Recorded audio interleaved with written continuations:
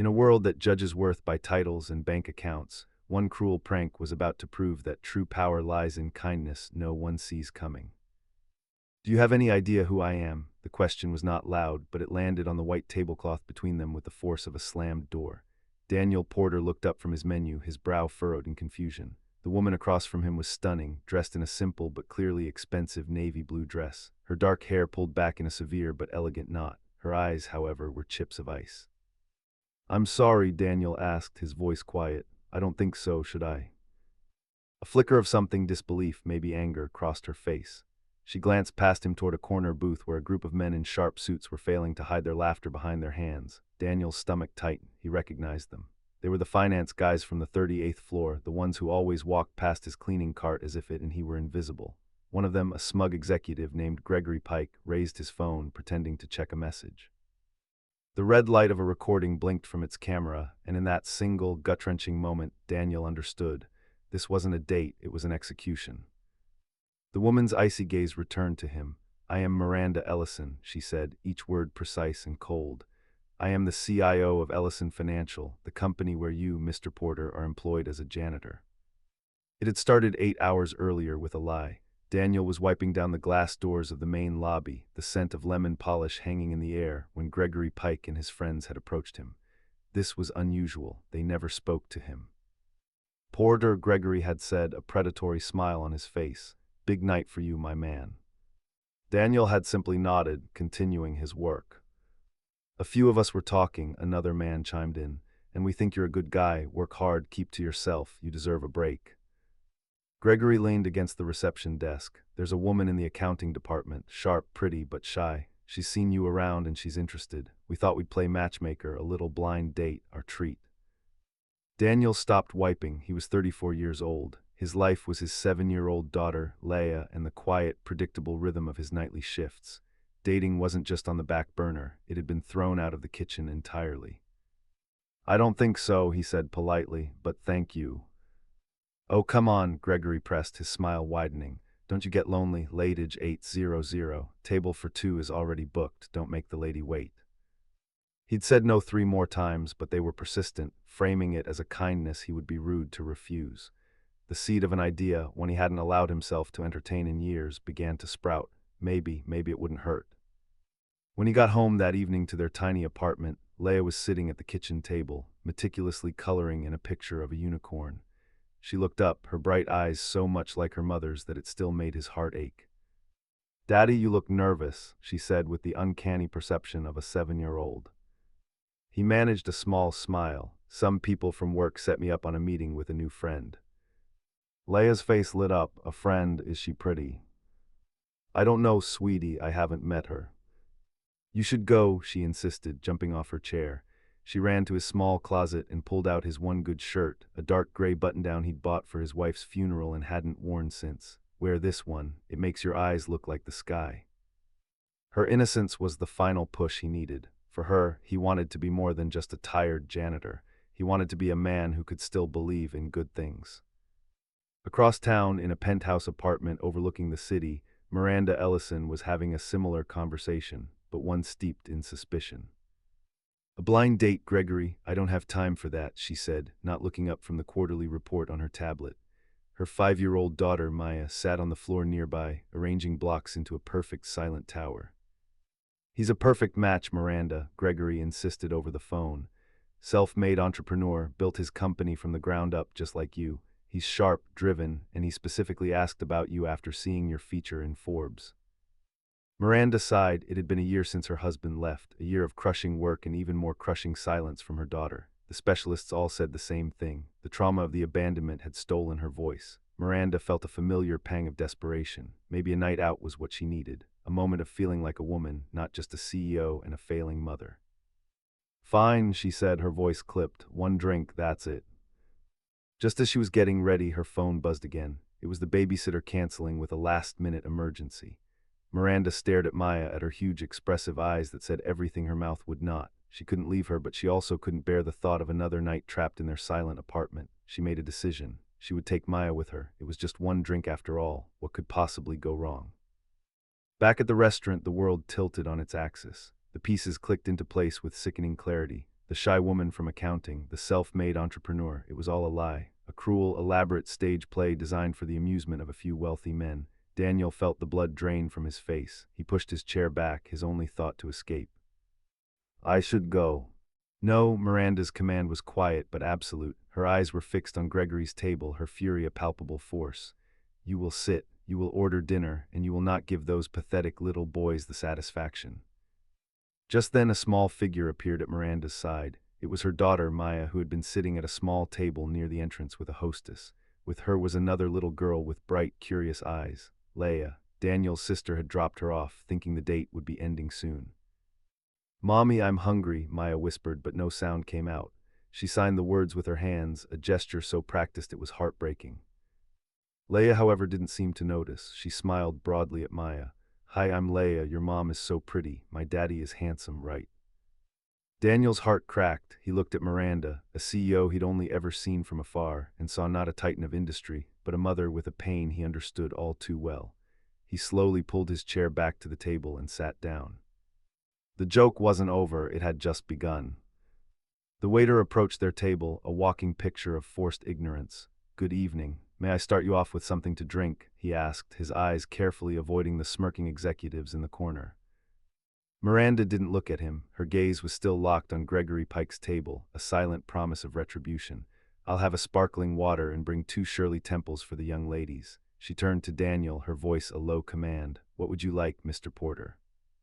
The use of his last name was a deliberate wall, a reminder of their positions. He was an employee, she was his boss. This was not a date. Just water is fine, Daniel murmured, placing his menu on the table.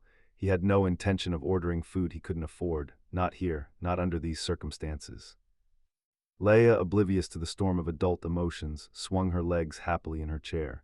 Can I have a cherry, Daddy? Can I have 2? Of course, Whitey, he said, forcing a warmth into his voice that he didn't feel. The drinks arrived and the silence returned, heavy and suffocating. Daniel could feel the stares from Gregory's table like a physical weight. They were waiting for the explosion, for Miranda to dismiss him with a cutting remark, for him to slink away in shame. But she did nothing of the sort. She sat with perfect posture, a queen on a battlefield, refusing to acknowledge the enemy's presence. It was Leia who finally broke the spell. She leaned across the table toward Maya, her voice a conspiratorial whisper. My favorite color is glitter, what's yours? Maya looked at her, her large dark eyes full of an intelligence that seemed far older than her 5 years. She opened her mouth as if to speak, a tiny hopeful gesture, but then her lips pressed together into a firm line. She looked down at her hands in her lap. A flicker of frustration crossed Maya's face. She picked up a fork, her knuckles white, and looked at her mother with a pleading expression. She likes blue, Miranda said, her voice softer now, the icy edge replaced by a familiar, weary sadness. And she wants to know if your dress has pockets. Leia giggled. It does, for keeping secrets in. She turned back to Maya. It's okay if you don't want to talk, sometimes I get shy too. But Daniel saw it wasn't shyness. It was a lock, and somewhere deep inside, Maya was the only one who had the key. He watched as a single tear welled in the little girl's eye and traced a silent path down her cheek. That was it, he couldn't stand it. The humiliation of the prank was one thing, but watching a child's silent suffering was another. His instincts, buried for 3 long years under a mountain of grief, began to stir. He ignored Miranda's startled look and leaned forward slightly. He wasn't a therapist anymore. He was just a dad, but he remembered. He took a sugar packet from the ceramic bowl in the center of the table and tore a small corner off. He carefully tapped a few white crystals onto the dark wood of the table, arranging them into a small, sparkling star. Then he dipped his finger into his water glass and let a single perfect droplet fall beside the star. Look, Maya, he said softly, his voice gentle, a wishing star and a magic moon. Maya's gaze lifted from her lap and fixed on the tiny scene. Leia gasped in delight. Daniel didn't look at Maya directly, knowing it would be too much pressure. He just focused on the table. He nudged the water droplet with his finger, making the moon slowly slide across the wood until it touched the sugar crystals. The star instantly dissolved, vanishing into the water. The moon gave the star a hug, he whispered, and now the wish is safe inside. He looked up then. Maya's eyes were wide, not with sadness, but with pure unadulterated wonder. A tiny smile touched the corners of her lips. She looked at him, truly looked at him, and for the first time he saw the little girl behind the silence. Then she looked at the sugar bowl, then back at him, a clear, unspoken question in her eyes. Daniel pushed the bowl slightly toward her. Slowly, hesitantly, her small hand reached out, took a packet, and slid it across the table to him. It was a request, an invitation. Miranda watched the exchange, her hand frozen on her water glass. Her face was pale. She had spent a fortune on the world's leading child psychologists, behavioral therapists, and neurologists. They came with charts and diagnostic tools and theories. They had filled her daughter's life with sterile offices and analytical questions. Not one of them had ever made her smile. Not one of them had ever gotten a response. This janitor, this man her employees had chosen as a punchline, had broken through a wall in 60 seconds with nothing but a sugar packet and a drop of water. The rest of the dinner was a blur. They ordered food, Miranda insisted, her tone leaving no room for argument, and the girls ate their meals while Daniel and Maya continued their silent game, creating sparkling comets and dissolving galaxies on the tabletop. The laughter from Gregory's table had long since died, replaced by confused, angry whispers. Their perfect joke had somehow been ruined. As they stood to leave, Miranda met Daniel's eyes. The ice was gone, replaced by something he couldn't decipher, a raw, desperate intensity. In the grand marbled foyer, as Leia was excitedly telling her aunt about the magic moon over the phone, Miranda cornered him. "The specialists have a name for it," she said, her voice barely a whisper. "Selective mutism brought on by trauma. They have no cure for it. They just have methods, none of which have worked." She took a step closer. "I have paid world-renowned doctors millions of dollars to do what you just did with a drop of water, so you're going to tell me who you are right now." Daniel felt the walls closing in, the praise, the intensity in her eyes. It felt like a judgment, a painful reminder of the man he used to be, the man who had failed when it mattered most. "I'm the man who mops your lobby, that's all," he said, his voice flat. Miranda's eyes narrowed. The CEO was back. "I don't believe you. You are going to help my daughter." It wasn't a request, it was an order from on high. The words ignited a spark of defiance in him, fueled by years of pain. He looked at her, at this powerful woman who thought she could command the world, and he gave her the one thing she never expected to hear. "No," he said, the word quiet but firm. "I can't help her. I'm just a janitor, remember. That part of my life is over." He turned before she could respond, took Leia's hand, and walked out into the cold night air, leaving the billionaire CEO standing stunned and alone in the warm, golden light of the restaurant. Miranda Ellison did not get told no. The word simply didn't exist in her vocabulary. People didn't say it to her in the boardroom, in negotiations, or in her personal life. They capitulated, they agreed, they bent to the sheer force of her will. She sat in the back of her chauffeured car, the city lights a meaningless smear outside the tinted window, and the single quiet word echoed in her mind. No, it was infuriating, it was baffling, but worse than all of that, it was terrifying. For a few brief, miraculous moments in that restaurant, watching the janitor with her daughter, she had felt something she hadn't felt in a year. Hope. It was a fragile, unfamiliar sensation, and now he had snatched it away, leaving her with a familiar, cold weight of despair. He had opened a door for Maya just a crack and then slammed it shut in her face. She wouldn't accept it, she couldn't. This wasn't a business deal that had fallen through. This was her daughter's life. By the time she reached her silent penthouse, her anger had cooled into a sharp, focused resolve. Daniel Porter was a puzzle, and Miranda Ellison was very, very good at solving puzzles. In their small third-floor apartment, the scent of cinnamon toast filled the air as Daniel tucked Leia into bed. "Daddy," she whispered, her arms wrapped around his neck. "Can we see Maya again? She's nice." Daniel's chest tightened. "We'll see, sweetie. It was a complicated night." "But you made her smile," Leia said, her voice full of sleepy pride. "You used your magic." That was what his wife Sarah used to call it, his magic. The way he could sit with the most withdrawn, traumatized children and find a way into their world. He had built a celebrated career on it. He had been a healer. But when Sarah got sick, his magic had failed. He couldn't coax the cancer out of her body. He couldn't mend her failing cells with gentle words and patient games.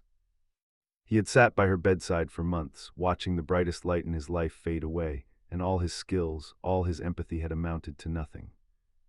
After she was gone, the thought of trying to heal anyone else felt like a profound hypocrisy. He couldn't fix what was truly broken, so he had quit, packed up his life, and found a job where no one would ever ask him for magic again. He kissed Leia's forehead. "It's not magic, baby, it was just a game." But as he walked into the living room and looked at the one framed photo he kept on the mantelpiece, a smiling Sarah holding a baby Leia, he felt the ghost of his old life all around him. The encounter with Miranda and Maya had ripped open a wound he thought had scarred over. His refusal in the foyer hadn't been an act of defiance against a CEO. It was an act of terror, a desperate attempt to keep the ghosts of his failure at bay. The next night, the atmosphere at Ellison Financial was charged. Word of the CEO's disastrous blind date had spread like wildfire. Daniel kept his head down, pushing his cart through the pristine, empty hallways, the squeak of his rubber wheels the only sound. He felt hundreds of eyes on him, even from behind closed office doors. As he passed Gregory Pike's office, the door opened. Gregory leaned against the frame, a mocking smirk on his face. "Well, well, well," he drawled. "Look what the cat dragged in. Heard you had a big night, Porter, hobnobbing with the elite. How does it feel to be back in the gutter where you belong?" Daniel just kept pushing his cart, his jaw tight. "Excuse me, Mr. Pike, I have to clean this floor." Gregory's smirk faltered. He had expected Daniel to be ashamed, broken. He didn't understand why Miranda hadn't fired him on the spot. The joke hadn't played out right, and it was making him nervous. An hour later, Daniel was on the 48th floor, the executive wing. It was always silent up here, like a museum. He was wiping down the vast mahogany conference table when the door clicked shut behind him. He turned. Miranda Ellison stood there, her arms crossed. She had changed out of her severe business suit and into simple black trousers and a soft gray sweater. Without the armor of her office, she looked younger and infinitely more tired. "I pulled your personnel file," she said, her voice devoid of its earlier anger. It was flat, analytical. "It's a ghost. Custodial work for the last 3 years. Before that, a warehouse in Ohio. Before that, nothing. It's a carefully constructed history of a man who wants to be invisible." Daniel went back to polishing the table. "It's my history." "I don't care about your history," she said, walking slowly toward him. "I care about my daughter. She hasn't smiled in a year, Mr. Porter. A year. And tonight when I put her to bed, she got a sugar packet from the kitchen and a glass of water, and she played your game. She played it for an hour by herself. She was happy." He stopped working but didn't look at her. He couldn't. "I will pay you," she said, getting to the point. "Name a price. Whatever it is, I'll pay it. A consultant's fee. I'll sign a contract right now. You can work with her an hour a day. You'll make more in a week than you make here in a year." This was her world, a world where everything, even hope, had a price tag. Daniel finally turned to face her. The look in his eyes made her take an involuntary step back. It was a profound, bottomless grief. "You think this is about money?" he asked, his voice cracking with a pain he had suppressed for years. "You think you can write a check and fix my past? The last time I poured my soul into trying to heal someone I loved, I held her hand while she died." He picked up his spray bottle, his knuckles white. "I am not a healer. I am a janitor, and your money can't buy a miracle." He pushed his cart past her and walked out of the conference room, leaving Miranda alone in the echoing silence, the smell of lemon polish in the air, her checkbook utterly useless. The fluorescent lights of the 38th floor hummed, casting a sterile glow on the polished floors. Daniel worked with a grim rhythmic efficiency, his mind 1,000 miles away. His confrontation with Miranda Ellison had left him raw, exposed. He felt like a ghost, haunting the halls of a life that wasn't his, and she had seen him. His shift was nearly over. In 20 minutes he would be on the bus, heading home to kiss his sleeping daughter's forehead. He was emptying the last trash can in the finance department's break room when he heard a crash from the kitchen area, followed by a string of curses. Gregory Pike stumbled out, his tie askew. "Porter," he snapped, his voice slurring slightly. "There's a situation in there." Daniel looked past him. A massive glass jar of gourmet coffee beans had shattered on the floor. Worse, a full industrial-sized bottle of sticky dark brown caramel syrup, the kind used for fancy lattes, had been knocked over with it. The thick, viscous liquid was slowly spreading across the white tile in a 5-foot puddle, mingling with the shards of glass and thousands of coffee beans. It was a deliberate, malicious mess. "My apologies, Mr. Pike," Gregory slurred, not sounding apologetic at all. "Clumsy of me. You'll handle that, won't you? See you in the morning." He clapped a hand on Daniel's shoulder and staggered off toward the elevators. Daniel stared at the disaster. It was a 2-hour job at least. He wouldn't be home until after midnight. He wouldn't be able to check on Leia. A hot, bitter anger rose in his chest, an emotion he hadn't allowed himself to feel in years. This wasn't a random accident. It was a message. Gregory was marking his territory, reminding Daniel of his place. He was just the man who cleaned up the messes. Miranda spent the next 2 days executing a strategy. If Daniel Porter wouldn't respond to power or money, she would have to find a different point of leverage. She tasked her discreet personal assistant with a simple research project: find out everything the janitor, Daniel Porter, did when he wasn't at work. The request felt like a violation, but she justified it with a single repeating thought: "It's for Maya." The report that came back was short and painfully simple. He worked. He took his daughter to school. On Saturdays from 10 until noon, they went to the public library. And on Sundays, if the weather was nice, they spent the afternoon at Northwood Park. There was a carousel there that his daughter loved. On Sunday, the sun was bright and the air was crisp. Miranda dressed herself in Mayan jeans and simple sweaters, clothes they hadn't worn in years. She felt like an imposter as her driver pulled up to the curb of the public park, a place filled with the sounds of normal everyday joy. She found them easily. Daniel was sitting on a bench, a worn paperback in his hands, watching Leia as she spun on the merry-go-round, her laughter pealing through the air. He looked different in the sunlight, softer. The harsh lines of exhaustion on his face were smoothed away, replaced by a quiet, paternal focus. He looked like a man at peace. Miranda took a deep breath and led Maya toward the playground. She didn't approach him directly. Instead, she sat on a bench on the opposite side of the carousel, her heart pounding like a corporate raider on the verge of a hostile takeover.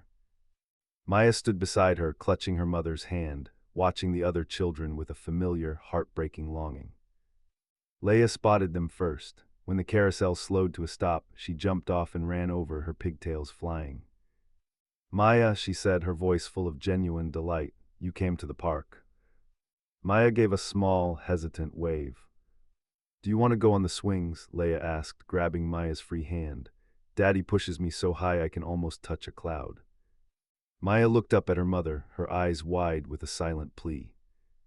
Miranda nodded, her throat tight. "Go on, sweetie, go play." She watched as Leia led her daughter toward the swing set. Daniel had looked up now, his book forgotten. He saw her and the peaceful expression vanished, replaced by a guarded tension. He stood up and began to walk over, his movement stiff. He stopped a few feet from her bench. "What are you doing here, Miss Ellison?" "My daughter wanted to go to the park," Miranda replied, her voice even. "This is a big city," he said, his tone cool.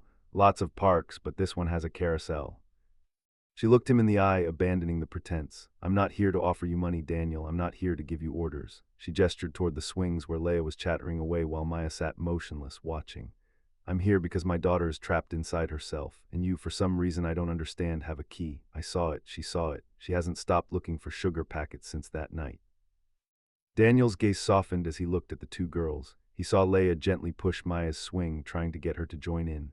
He saw the flicker of a smile on Maya's face, a smile that didn't quite reach her lips but was there in her eyes, and he saw her profound loneliness. It was a silence that felt achingly familiar. "I told you," he said, his voice low, almost pleading. "I can't." Miranda stood up, her composure finally cracking. The desperation she felt every single day broke through her carefully constructed walls. "Why? Because you're afraid, so am I. I'm terrified. I'm terrified that I'll never hear her voice again, that she'll grow up in a world where she can't say I love you or I'm scared or even just her own name." She took a step closer, her voice dropping to a whisper, raw with a mother's pain. "I don't know what happened to you. I don't know what broke you, but my little girl doesn't deserve to pay the price for it." She looked over at Maya again, then back at him, her eyes shining with unshed tears. "Please," she whispered, the words stripped of all authority, all power. It was just a plea. "Don't do it for me, do it for her." Daniel followed her gaze. He saw his own daughter, so full of light and laughter, and he saw Maya, a mirror image in so many ways but trapped in the shadows. His firm refusal, his carefully built walls of grief, began to crumble into dust. The silence stretched between them, thick with the afternoon sun and the distant sound of children's laughter. Daniel's gaze drifted from Maya's hopeful face to Leia's trusting one and back again. For 3 years he had built a fortress around his heart, its walls made of grief, and cemented with the conviction that he was broken beyond repair. But a 5-year-old girl's silent plea was a force more powerful than any defense he had ever constructed. The walls came down. He finally let out a long, shuddering breath, the breath he felt like he'd been holding since the day his wife died. "Okay," he said, the word quiet, fragile. Miranda's posture sagged with relief, a puppet whose strings had just been cut. "Thank you, I'll pay you. Of course, we can draw up a contract." "No," Daniel interrupted, his voice firm again, but for a different reason. He was no longer pushing her away. He was setting the terms of his surrender. No contract, no money, and nobody at the office can ever know. Nobody. Miranda stared at him, confused by his refusal of payment. "But your time." "This isn't a job," he stated, his eyes locking onto hers. If I do this, it's not as a professional. I'm not who I used to be, and there's one more condition.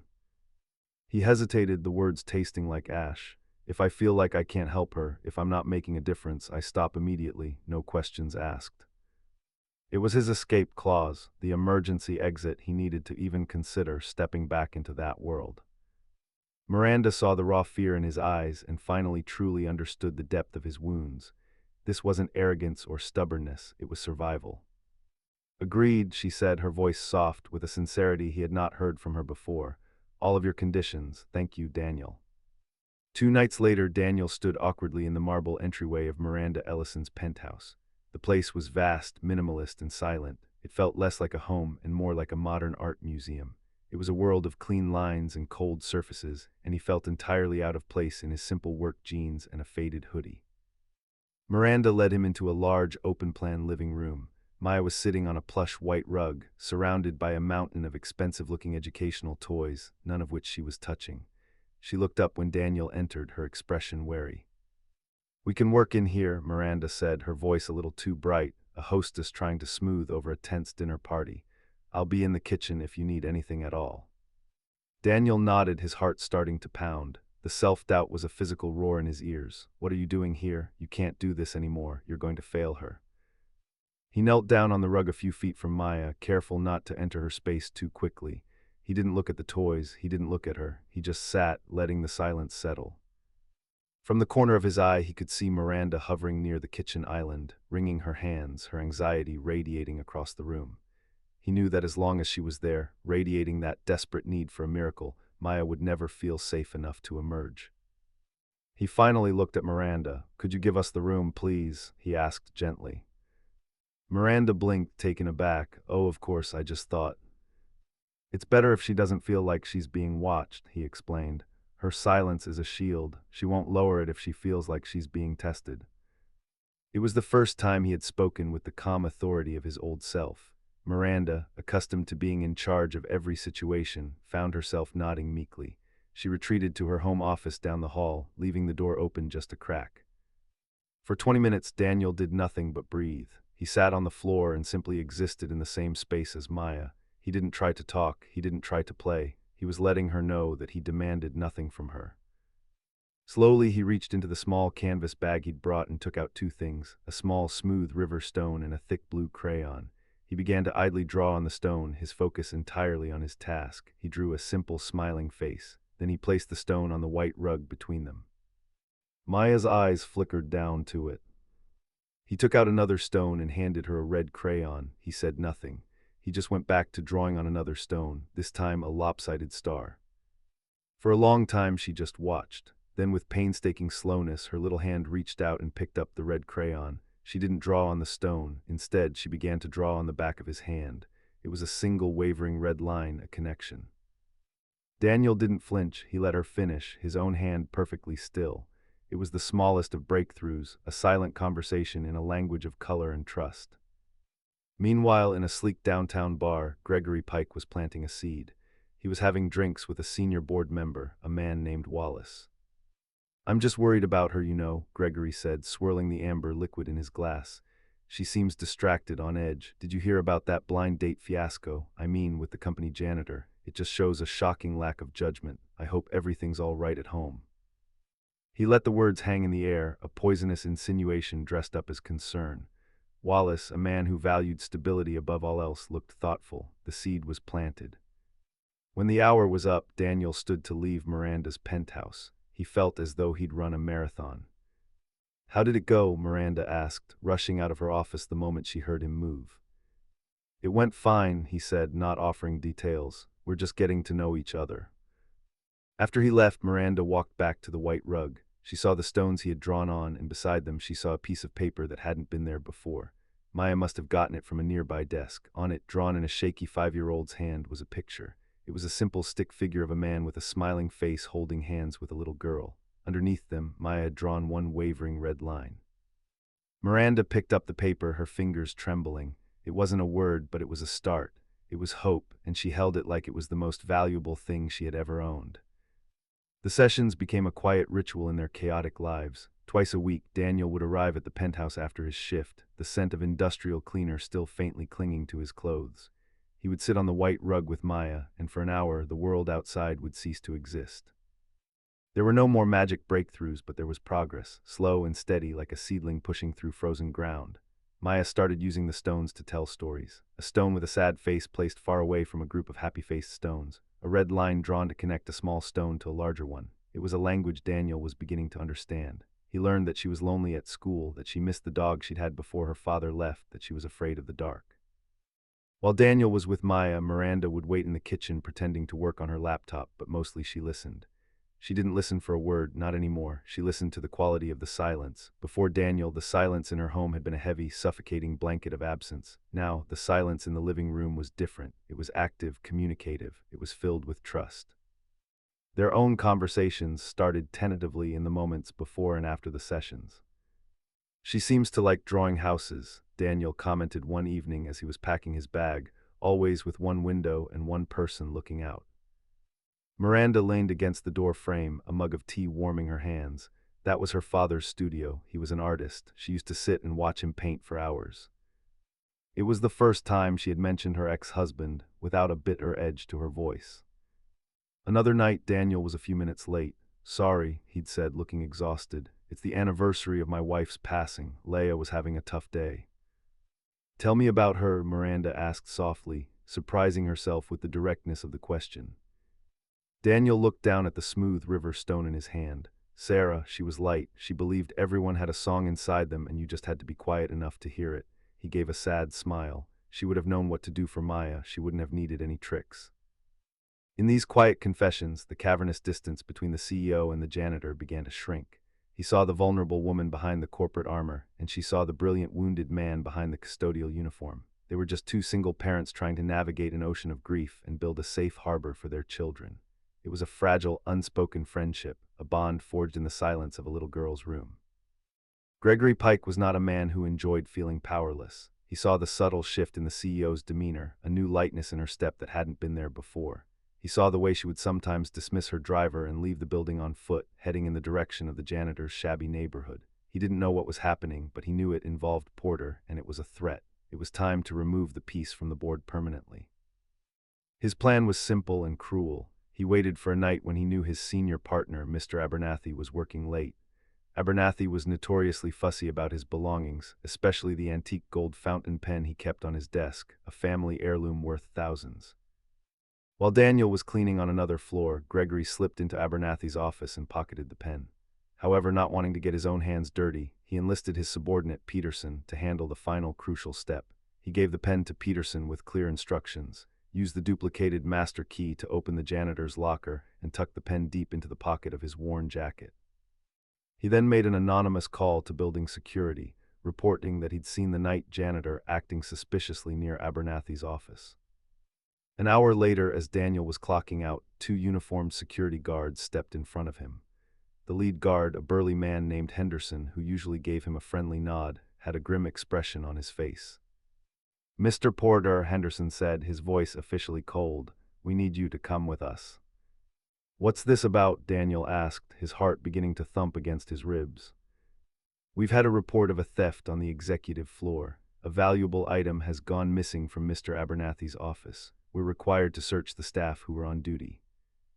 Daniel felt a chill creep up his spine. This was wrong. This was a setup. "A theft? I didn't see anything." "Just company policy, Daniel," the second guard said a little more sympathetically.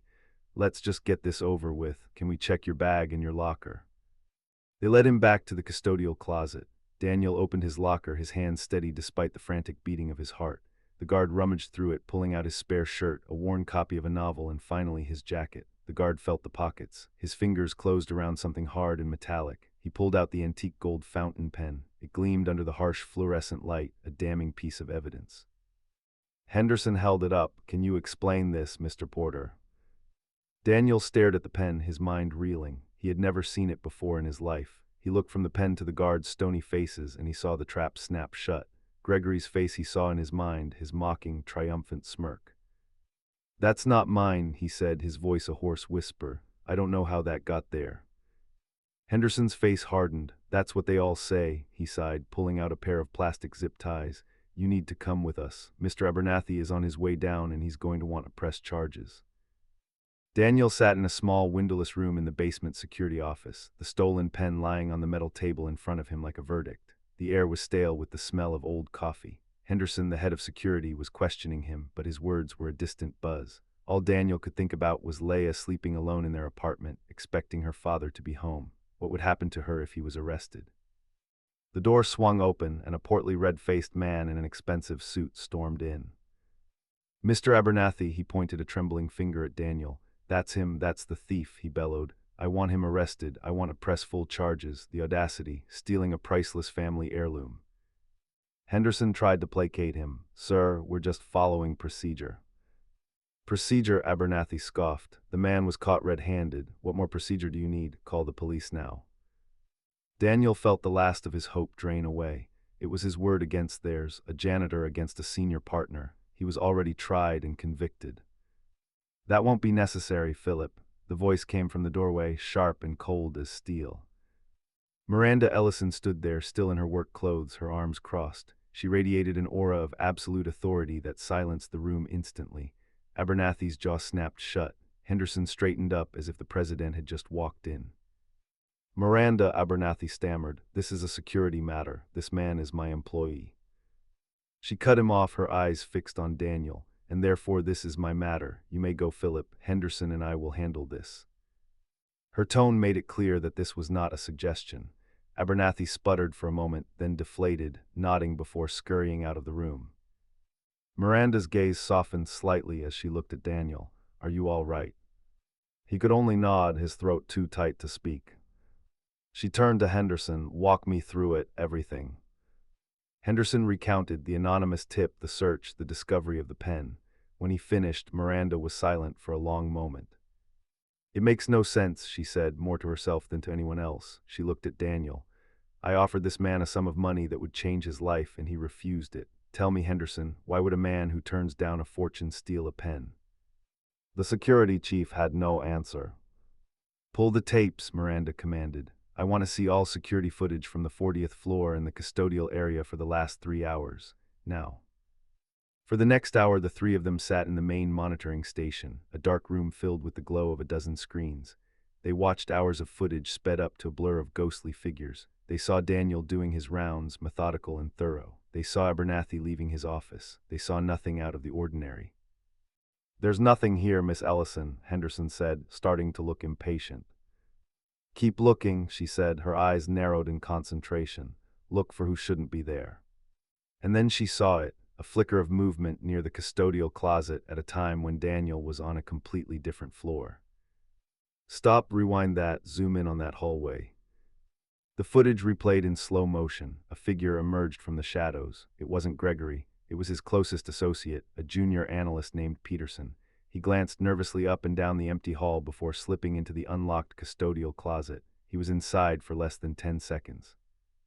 What time was that? Miranda asked. 22:47, Henderson answered, checking the time code. Now show me the log for the anonymous tip.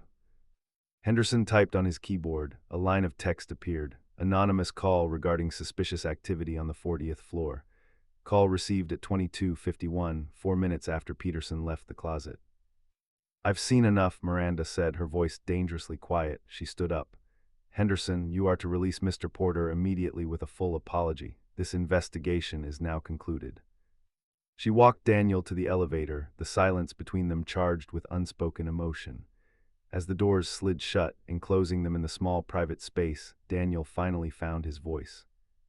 Thank you, he whispered, the words inadequate. They were going to call the police. I didn't know what to do. You didn't have to do anything, she said, turning to face him. I knew you didn't do it. How? He asked. Because I know who you are, Daniel, she said softly. You're the man who plays games with sugar packets to make a little girl smile. You're the man who talks about his late wife like she's still the sun in his sky. You are not a man who steals. The raw, unconditional faith in her voice hit him harder than the accusation ever could. In that moment, she wasn't his boss. She was the one person in the world who saw him, truly saw him for who he was behind the uniform and the grief. The elevator chimed, arriving at the lobby. The doors slid open. Daniel didn't move, he just looked at her. His heart overwhelmed with a feeling he couldn't name. Gratitude, relief, and something more, something warm and terrifyingly new. "Miranda," he started, his voice thick. "Go home, Daniel," she said, her own eyes shining. "Go home to your daughter." He nodded, stepping out of the elevator. He turned back one last time, and their eyes met and held, a silent, powerful current passing between them. The threat was over, but something far more significant had just begun. The failed frame-up changed everything. Gregory Pike was left twisting in the wind, his associate Peterson fired for gross misconduct. Miranda didn't fire Gregory, which was in some ways a crueler punishment. She let him remain in his office, stripped of his projects and responsibilities, a ghost in a glass cage for all to see. He was a pariah, and his simmering rage grew more toxic with each passing day. For Daniel and Miranda, the incident had burned away all pretense. The crisis had forged a bond of trust so strong it was almost tangible. Their friendship, which had grown in the quiet space of Maya's therapy sessions, now blossomed in the open. Miranda insisted Daniel and Leia join her and Maya for dinner one Saturday night, not at a fancy restaurant, but in her vast, sterile apartment, which she was trying clumsily to make feel like a home. They ate pizza on the floor of the living room, a shocking breach of penthouse etiquette. Leia and Maya built a fort out of sofa cushions and expensive throw blankets. For the first time, Daniel saw Miranda truly laugh, a genuine, unburdened sound that seemed to surprise even her. It happened when Leia put a piece of black olive on her nose and declared herself a unicorn.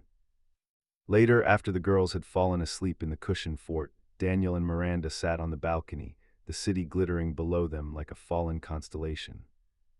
"I never do this," she said, gesturing vaguely at the domestic chaos inside. "Sit, relax, my life is a series of scheduled events." "Mine too," Daniel admitted. "Work, sleep, make sure Leia eats her vegetables. It's a tight loop." "Is it enough?" she asked, her question soft and sincere. He thought for a long moment, watching the distant river of headlights. "It is when she's happy," he said. "That's all that matters." He looked at her. "You understand that more than anything," she whispered. It was in these moments that the space between them shimmered with a new possibility. He was no longer the janitor, and she was no longer the CEO. They were just a man and a woman who had found an unlikely anchor in each other in the middle of a storm. The storm, however, was not over. It was just gathering strength for its final assault. The email went out on a Tuesday morning. A mandatory company-wide town hall meeting was scheduled for Friday afternoon. The official topic was the announcement of the third quarter results and a new strategic initiative. The unofficial topic, whispered in break rooms and over instant messenger, was the sanity of their CEO. Gregory Pike's insinuations had done their work. Rumors were swirling about Miranda's erratic behavior and her inappropriate relationship with a janitor. The town hall felt like a tipping point. Daniel was assigned to work the event, a faceless uniform among a dozen others, checking badges and directing people into the massive state-of-the-art auditorium. He saw the looks he got, the pitying glances, the contemptuous sneers. He had become a character in the corporate gossip mill. He found a position at the very back of the auditorium, leaning against the wall as the massive room filled up. He saw the board members take their seats in the front row, their faces grim, and then he saw Miranda walk onto the stage. She looked powerful and composed in a dark charcoal suit, but Daniel could see the tension in the set of her shoulders. Their eyes met for a fraction of a second across the sea of heads, a silent acknowledgement, "I'm here." The meeting began. A CFO droned on about revenue streams and profit margins.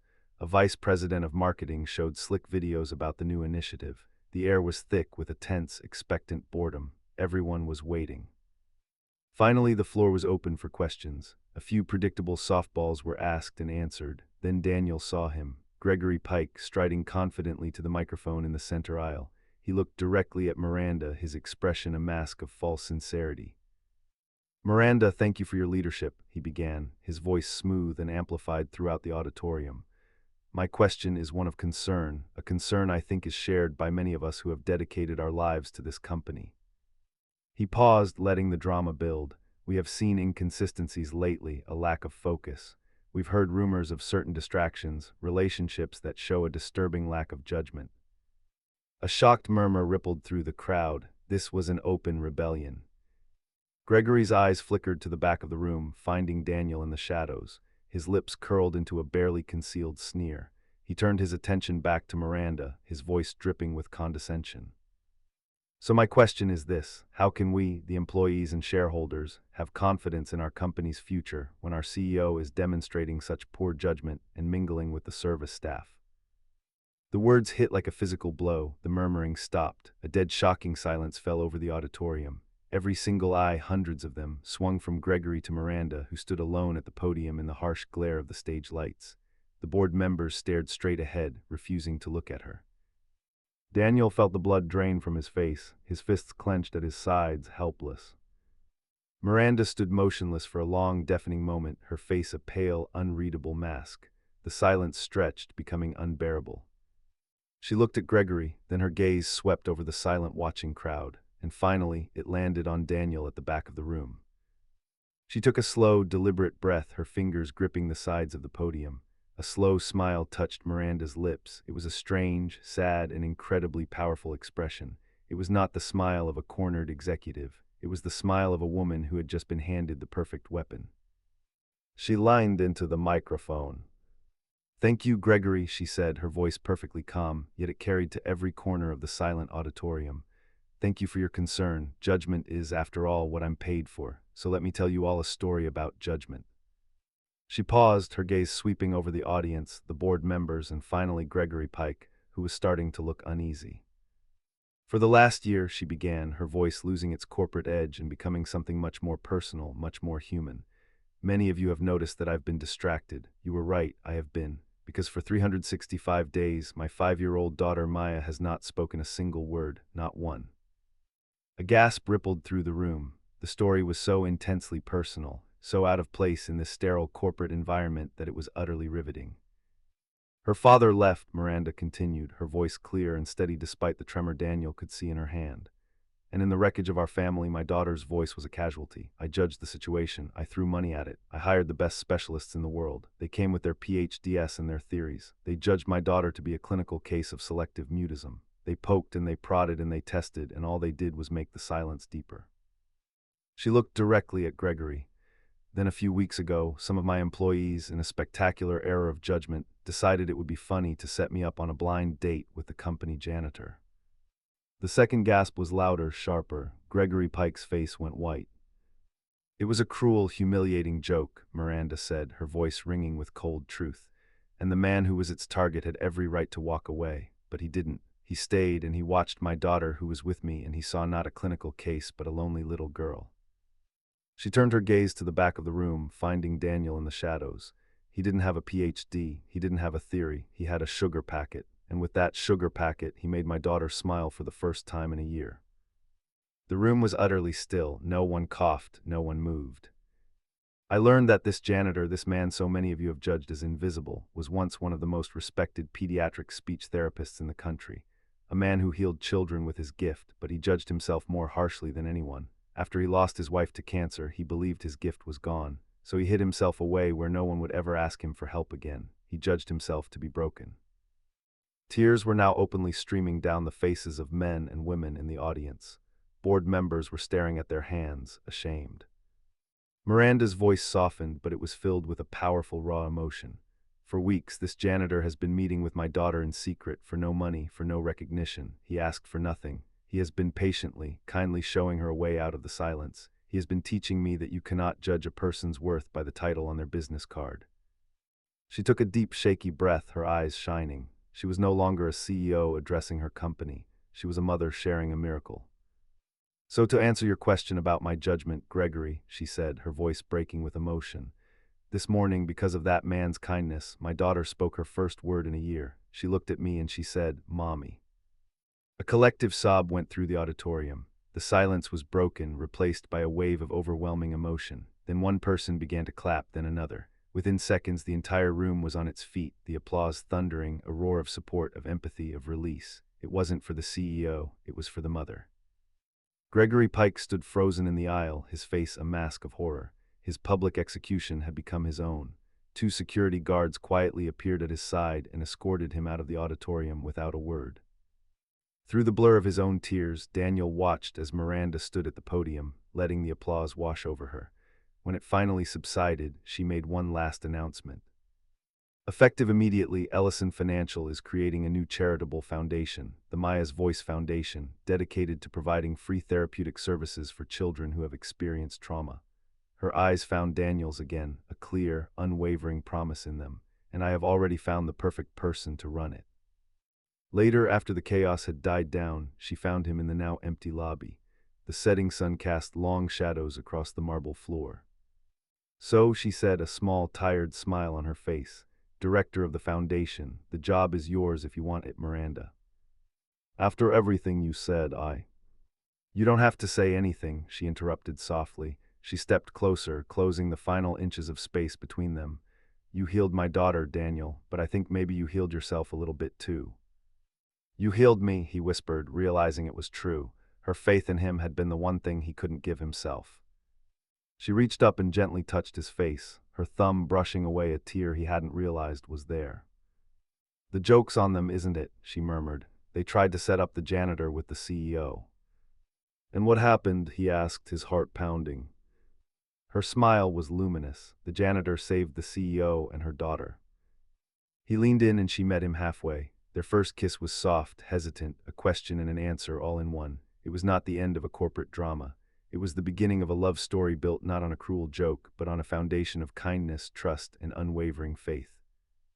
1 year later, the Maya's Voice Foundation didn't look like a corporate office, and it certainly didn't look like a sterile clinic. The reception area was painted in warm, sunny yellows and soft blues.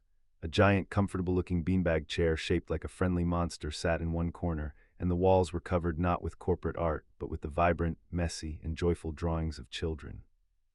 In a quiet room filled with sunlight, Daniel Porter sat on a small stool, his back to the door. Across from him, a little boy with wide, fearful eyes sat on the floor, his arms wrapped around his knees. The boy hadn't spoken since witnessing a traumatic car accident 2 months earlier. Daniel didn't speak either. He simply took a lump of soft blue clay and began to roll it in his hands.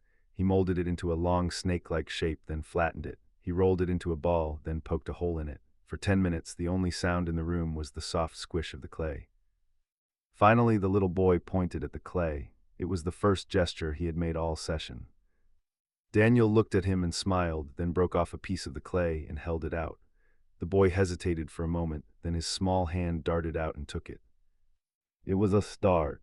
Daniel was no longer just a healer. He was a sower of seeds, patiently tending to the quiet, fragile gardens of children's minds. He had found his purpose again, not in the celebrated career he had lost, but in the quiet, anonymous work of mending what was broken, one child at a time. He left the foundation promptly at 5:00. The old Daniel would have worked until he collapsed, but the new Daniel had a much more important meeting to get to. He drove not to his old cramped apartment, but to a comfortable house in a quiet tree-lined suburb, a house with a yard and a swing set. He walked into the sound of giggles. He followed the sound to the living room where he found Miranda on the floor, her hair down, her sleeves rolled up, building an elaborate Lego castle with Leia and Maya. "The dragon is attacking," Maya shrieked with laughter, flying a red Lego creation through the air. "Princess Leia, you have to save us." "Never fear," Leia announced dramatically. "My magical knight will protect the castle." She grabbed a lopsided Lego figure and held it up. Miranda looked up at Daniel, her face glowing with a relaxed, easy happiness that he now saw every day. She was still the brilliant, powerful CEO from 9 to 5, but here she was just mom. She had learned to build firewalls, not just for her company's data, but for her family's time. She had discovered that the most valuable asset she had was not her stock portfolio, but a Saturday morning with no scheduled events. "Your magical night has arrived," Daniel said, leaning down to kiss her. "Daddy," Leia and Maya shouted in unison, abandoning the castle to wrap their arms around his legs. He scooped them both up, one in each arm, marveling at the simple, perfect weight of his life. He had a home, he had a purpose, he had a family. The ghosts of his past were finally quiet. A few weeks later, on a warm autumn afternoon, they got married. There was no grand ballroom, no press, no guest list of 100 names. Their wedding took place in the backyard of their new home under the sprawling branches of an old oak tree. The only guests were their daughters. Leia, the maid of honor, held a small bouquet of wildflowers she had picked herself. Maya, the ring-bearer, clutched a small satin pillow with 2 simple bands resting on it. She had not stopped talking for the past year, her voice a constant bubbling stream of joy that was the daily soundtrack of their lives. Daniel stood opposite Miranda, his hands holding hers. She wore a simple, elegant cream-colored dress, her hair adorned with a single white rose. "I once told you," he began, his voice thick with emotion, "that I wasn't a healer. I was wrong. You healed me, Miranda. You saw me when I was invisible, and you reminded me who I was meant to be. I love you." Miranda's eyes shone with tears. "And I once thought that strength was about being untouchable, about never needing anyone," she said, her voice a soft whisper. "You taught me that true strength is about being vulnerable enough to let someone in. You and your daughter walked into my life on the cruelest of nights and turned it into the most beautiful gift. I love you, Daniel Porter."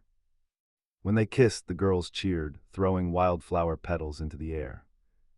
Later that evening, the four of them sat on a blanket in the yard, watching the first stars appear. Leia and Maya were nestled between them, sleepy and content.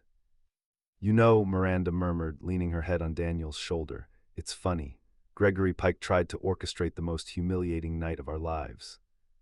Daniel smiled, looking up at the vast, peaceful sky. He thought of the cold restaurant, the mocking laughter, the crushing weight of shame. It all felt like a story that had happened to someone else in another lifetime. "And what happened?" he asked, the words a familiar, happy refrain. She laced her fingers through his, her hand warm and steady. "He introduced me to my husband." And that's a wrap on this story, but you know the conversation doesn't have to end here. Let us know down below what part of the world this reached today and maybe one word that says how it made you feel. It's incredible to think we're creating this sort of map of emotions together. What we're trying to do here is build a home for stories that actually matter. Stories about getting back up, about forgiveness, and that quiet kind of strength.